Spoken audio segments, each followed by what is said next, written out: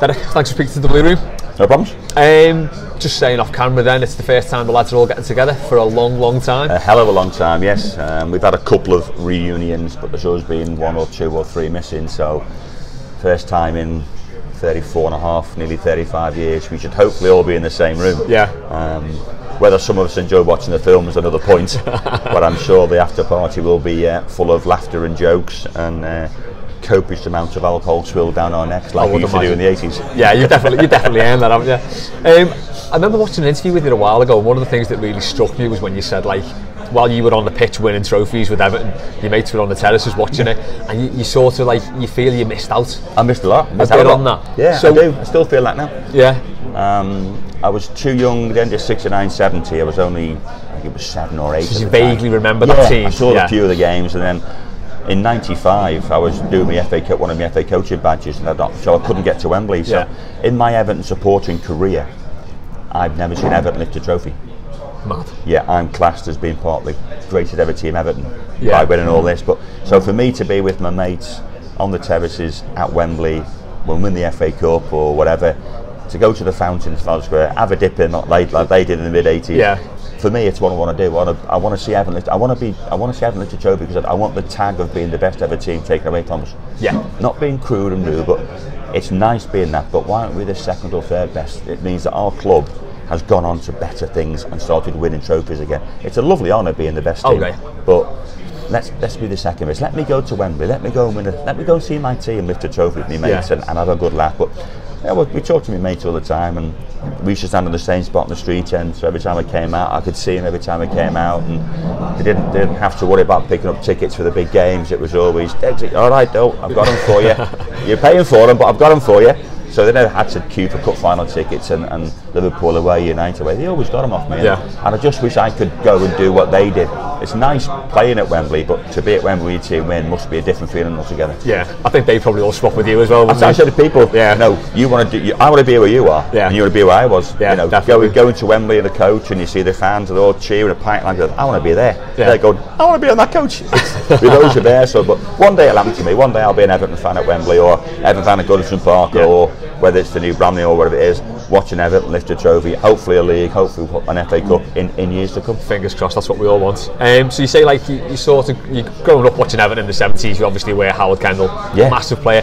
What was it like getting signed by him? What was it like, sort of, an Everton legend at the time as a player? What was it like him signing you as a player? Was that like a big honour?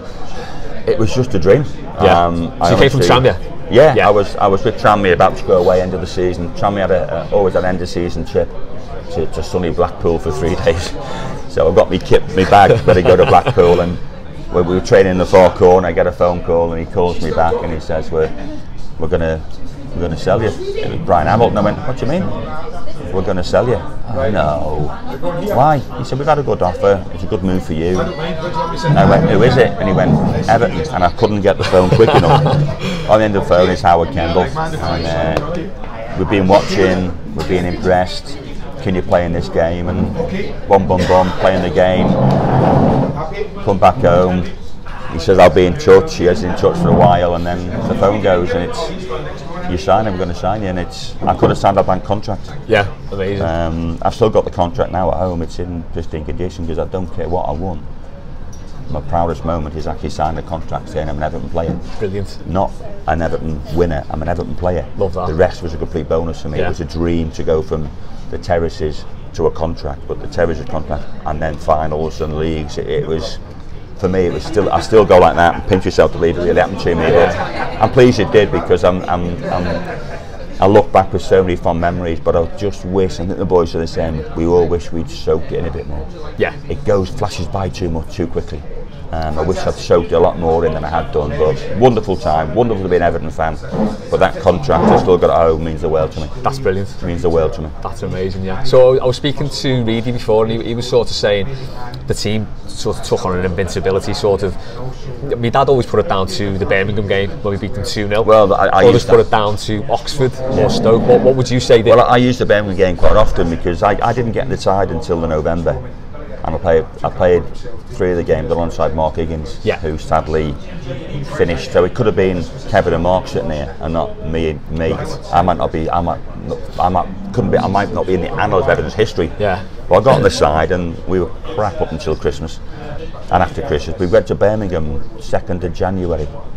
And we had that all silver kit, or the grey kit. Oh, it's great, that kit. And we'd done the warm-up, team sheet, warm up, come in, 7:15, there's a knock on the door. Mr. Kendall, you can't wear that kit tonight because it's going to clash under the floodlights. And we go, what do you mean? We're silver there, no, it'll clash under the lights. And some bright spark, probably Andy Gray, no doubt, says, ref, are we in skins tonight then? No, don't worry. And he brought the Birmingham kit man in with the Birmingham away kit, and it was yellow, blue, yellow, which I think is a classic Everton away kit. We won 2-0, didn't lose for 20 games. Yeah, amazing. But that gave us a bit of belief because we were poor over Christmas, and all of a sudden we win that one. The week after we go to Stoke, and Howard opens the window and says, listen to them, do it for them. We beat Stoke 2-0 in the FA Cup. We beat them again in the league the week after. So the momentum was starting. Everyone talks about Oxford because they were knocking everybody out of the cups, weren't they? We got a goal from Ince later on from the Kevin Bock back pass, and then we beat them in the replay. And we go to the Milk Cup final. And I think the Milk Cup final is what people forget about. By getting to Wembley, whoa, this is good. Well, we matched them as well. We should have beat them. We should have beat them. This is good. This is good. Let's do it again, boys. Lucky for us, we're still in the FA Cup, and we got into it, and then got to win the FA Cup, and the rest was it. But that Milk Cup final is, I think, is understated how good it was for us to give us a bit of belief in ourselves. How much of a blow was it when, like, we lost the replay then? But did Howard have to pick everyone up, or was it just like, right, let's move on? I can still see Richo and Ince on the pitch crying. But after the game, there wasn't a to-do in the change room, but it was an honest discussion. And Howard started stood in the corner going, this is good. We sorted it out ourselves. We could sort it out ourselves on the pitch. We could sort it off the pitch. It wasn't a bollocking, but it was a heart to heart to a lot of the lads. And it was, we're better than them. We could do this, boys. Come on. And I think losing the Milk Cup final gave us that little bit of a kick to realise, we can match them. We've matched them twice this season. We've matched them in 2 of the big cup final, and the replay, which we should have won the final at Wembley. But we've matched them. And then I think that was a turning. But I think that's one of the games that people actually forget about is the Milk Cup final, the replay. It gave us a bit of belief. But the FA Cup is the first, but the hardest one to win. But again, from there, it was just wow. That year, how it happened from being 17th at the table at the end of Christmas '83 to winning the FA Cup and league champions within 18 months was just woof. It's unbelievable. The youngsters don't understand how good it was to be around it, and the youngsters don't know who we were. The parents tell them, show them these Betamax videos. But no, at the time it was great to be part of a team that was going places, and maybe should have gone even further due to circumstances beyond our control. But we for them 3 or 4 years, we were the best team around, and I think best by a distance as well. I've got vague recollections of '84, '85. My first game was Tottenham on the opening day. Didn't get off to a great start there. But the one that sticks out was the Man United game. When we beat, I think, the 5-0. I was in the top balcony, absolutely terrified every time we scored. There were some great games there. We beat Newcastle 4, we beat Norwich 4, we beat Forest 5. We had some great away wins like at Anfield. You know, it was just a momentum shifting, momentum gathering, momentum pushing. We just rolled and rolled. We never thought we were beaten, never thought we'd lost. 1-0 down, we'll get back into this. 1-0 down, we'll keep pushing.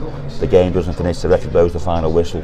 But you know, it was a team that a lot of teams don't now believe they were never beaten. Never beaten at all. So we've got the derby coming up. We've not won there for 20 years, it'll be now. Do you think there is a mentality issue there with going there? What did you think about playing at Anfield? Play anywhere. Was it just didn't care. Another game?